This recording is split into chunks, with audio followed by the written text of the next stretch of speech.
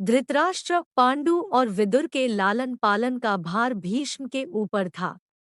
तीनों पुत्र बड़े होने पर विद्याध्ययन के लिए भेजे गए। धृतराष्ट्र बल विद्या में, पांडु धनुर्विद्या में तथा विदुर धर्म और नीति में निपुण हुए। युवा होने पर धृतराष्ट्र अंधे होने के कारण राज्य के उत्तराधिकारी न बन सके। विदुर दासीपुत्र थे, इसलिए पांडु को ही हस्तिनापुर का राजा घोषित किया गया। भीष्म ने धृतराष्ट्र का विवाह गांधार की राजकुमारी गांधारी से कर दिया। गांधारी को जब ज्ञात हुआ कि उसका पति अंधा है, तो उसने स्वयं अपनी आंखों पर पट्टी बांध ली। उन्हीं दिनों यदुवंशी राजा शूरसेन की पोषित कन्या कुंती जब सयानी हुई तो पिता ने उसे घर आए हुए महात्माओं के सेवा में लगा दिया। पिता के अतिथिगृह में जितने भी साधु महात्मा, ऋषिमुनि आदि आते, कुंती उनकी सेवा मन लगाकर किया करती थी। एक बार वहां दुर्वासा ऋषि आ पहुंचे। कुंती ने उनकी भी मन लगाकर सेवा की। कुंती की सेवा से प्रसन्न होकर दुर्वासा ऋषि ने कहा, पुत्री, मैं तुम्हारी सेवा से अत्यंत प्रसन्न हुआ हूँ। आथा तुझे एक ऐसा मंत्र देता हूँ जिसके प्रयोग से तू जिस देवता का स्मरण करेगी वह तत्काल तेरे समक्ष प्रकट होकर तेरी मनोकामना पूर्ण करेगा। इस प्रकार दुर्वासा ऋषि कुंती को मंत्र प्रदान करके चले गए। एक दिन कुंती ने उस मंत्र की सत्यता की जांच करने के लिए एकांत स्थान पर बैठकर उस मंत्र का जाप करते हुए सूर्यदेव का स्मरण किया। उसी क्षण सूर्यदेव वहां प्रकट होकर बोले, देवी, मुझे बताओ कि तुम मुझसे किस वस्तु की अभिलाषा करती हो। मैं तुम्हारी अभिलाषा अवश्य पूर्ण करूंगा। इस पर कुंती ने कहा, हे देव, मुझे आपसे किसी भी प्रकार की अभिलाषा नहीं है। मैंने तो केवल मंत्र की सत्यता परखने के लिए ही उसका जाप किया है। कुंती के इन वचनों को सुनकर सूर्यदेव बोले, हे कुंती, मेरा आना व्यर्थ नहीं जा सकता। मैं तुम्हें एक अत्यंत पराक्रमी तथा दानशील पुत्र प्रदान करता हूँ। इतना कहकर सूर्यदेव अंतर्ध्यान हो गए। कुंती ने लज्जावश यह बात किसी से नहीं कह सकी। समय आने पर उसके गर्भ से कवचकुंडल धारण किए हुए एक पुत्र उत्पन्न हुआ। कुंती ने उसे एक मंजूषा में रखकर रात्रि बेला में गंगा में बहा दिया। वह बालक बहता हुआ उस स्थान पर पहुंचा जहां पर धृतराष्ट्र का सारथी अधिरथ अपने अश्व को गंगा नदी में जल पिला रहा था। उसकी दृष्टि कवचकुंडल धारी शिशु पर पड़ी। अधिरथ निःसंतान था, इसलिए उसने बालक को अपने छाती से लगा लिया और घर ले जाकर उसे अपने पुत्र के जैसा पालने लगा। उस बालक के कान अति सुंदर थे, इसलिए उसका नाम कर्ण रखा गया। कर्ण गंगाजी में बहता हुआ जा रहा था कि महाराज धृतराष्ट्र के सारथी अधिरथ और उनकी पत्नी राधा ने उसे देखा और उसे गोद ले लिया और उसका लालन पालन करने लगे। कुमार अवस्था से ही कर्ण की रुचि अपने पिता अधिरथ के समान रथ चलाने की बजाय युद्धकला में अधिक थी। कर्ण और उसके पिता अधिरथ आचार्य द्रोण से मिले, जो कि उस समय युद्धकला के सर्वश्रेष्ठ आचार्यों में से एक थे। द्रोणाचार्य उस समय कुरु राजकुमारों को शिक्षा दिया करते थे। उन्होंने कर्ण को शिक्षा देने से मना कर दिया, क्योंकि कर्ण एक सारथी पुत्र था और द्रोण केवल क्षत्रियों को ही शिक्षा दिया करते थे। द्रोणाचार्य की असम्मति के उपरांत कर्ण ने परशुराम से संपर्क किया, जो कि केवल ब्राह्मणों को ही शिक्षा दिया करते थे। कर्ण ने स्वयं को ब्राह्मण बताकर परशुराम से शिक्षा का आग्रह किया। परशुराम ने कर्ण का आग्रह स्वीकार किया और कर्ण को अपने समान ही युद्धकला और धनुर्विद्या में निष्णात किया। कर्ण को उसके गुरु परशुराम और पृथ्वी माता से श्राप मिला था। कर्ण की शिक्षा अपने अंतिम चरण पर थी। एक दोपहर की बात है। गुरु परशुराम कर्ण की जंघा पर सिर रखकर विश्राम कर रहे थे। कुछ देर बाद कहीं से एक बिच्छू आया और उसकी दूसरी जंघा पर काट कर घाव बनाने लगा। गुरु का विश्राम भंग ना हो, इसलिए कर्ण बिच्छू को दूर ना हटाकर उसके डंक को सहता रहा।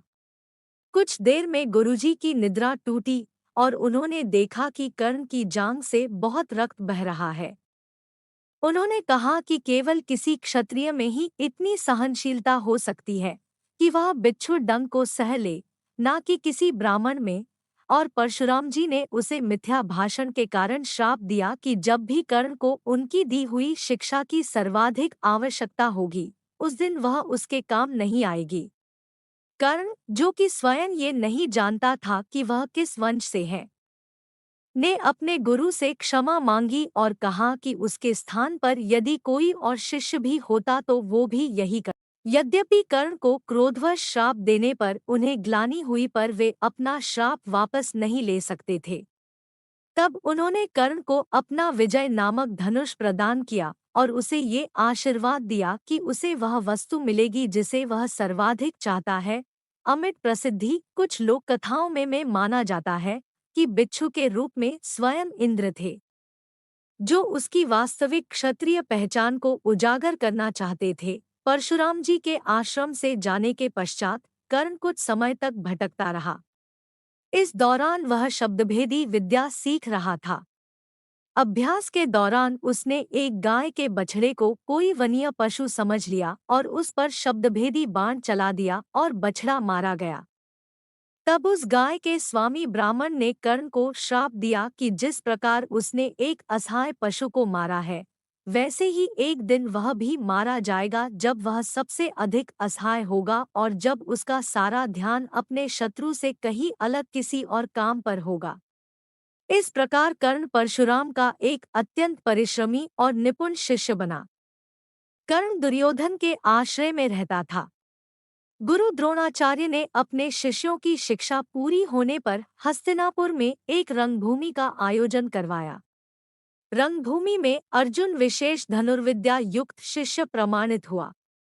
तभी कर्ण रंगभूमि में आया और अर्जुन द्वारा किए गए करतबों को पार करके उसे द्वंद्वयुद्ध के लिए ललकारा। कब कृपाचार्य ने कर्ण के द्वंद्वयुद्ध को अस्वीकृत कर दिया और उससे उसके वंश और साम्राज्य के विषय में पूछा, क्योंकि द्वंद्वयुद्ध के नियमों के अनुसार केवल एक राजकुमार ही अर्जुन को, जो हस्तिनापुर का राजकुमार था, द्वंद्वयुद्ध के लिए ललकार सकता था। तब कौरवों में सबसे ज्येष्ठ दुर्योधन ने कर्ण को अंगराज घोषित किया, जिससे वह अर्जुन से द्वंद्वयुद्ध के योग्य हो जाए। जब कर्ण ने दुर्योधन से पूछा कि वह उससे इसके बदले में क्या चाहता है, तब दुर्योधन ने कहा कि वह केवल ये चाहता है कि कर्ण उसका मित्र बन जाए।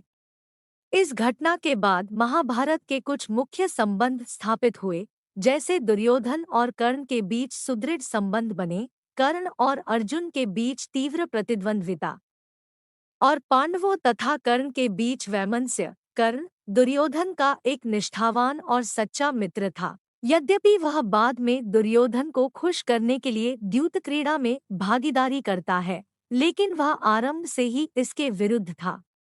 कर्ण शकुनी को पसंद नहीं करता था और सदैव दुर्योधन को यही परामर्श देता कि वह अपने शत्रुओं को परास्त करने के लिए अपने युद्ध कौशल और बाहुबल का प्रयोग करे, ना कि कुटिल चालों का। जब लाक्षागृह में पांडवों को मारने का प्रयास विफल हो जाता है, तब कर्ण दुर्योधन को उसकी कायरता के लिए डांटता है और कहता है कि कायरों की सभी चालें विफल ही होती है, और उसे समझाता है कि उसे एक योद्धा के समान कार्य करना चाहिए और उसे जो कुछ भी प्राप्त करना है, उसे अपनी वीरता द्वारा प्राप्त करे। चित्रांगद की राजकुमारी से विवाह करने में भी कर्ण ने दुर्योधन की सहायता की थी। अपने स्वयंवर में उसने दुर्योधन को अस्वीकार कर दिया और तब दुर्योधन उसे बलपूर्वक उठा कर ले गया। तब वहां उपस्थित अन्य राजाओं ने उसका पीछा किया, लेकिन कर्ण ने अकेले ही उन सबको परास्त कर दिया।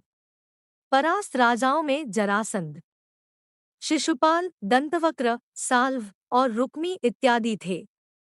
कर्ण की प्रशंसा स्वरूप जरसंध ने कर्ण को मगध का एक भाग दे दिया। भीम ने बाद में श्री कृष्ण की सहायता से जरासंध को परास्त किया, लेकिन उससे बहुत पहले कर्ण ने उसे अकेले परास्त किया था। कर्ण ने ही जरासंध की इस दुर्बलता को उजागर किया था कि उसकी मृत्यु केवल उसके धड़ को पैरों से चीर कर दो टुकड़ों में बांटकर हो सकती है।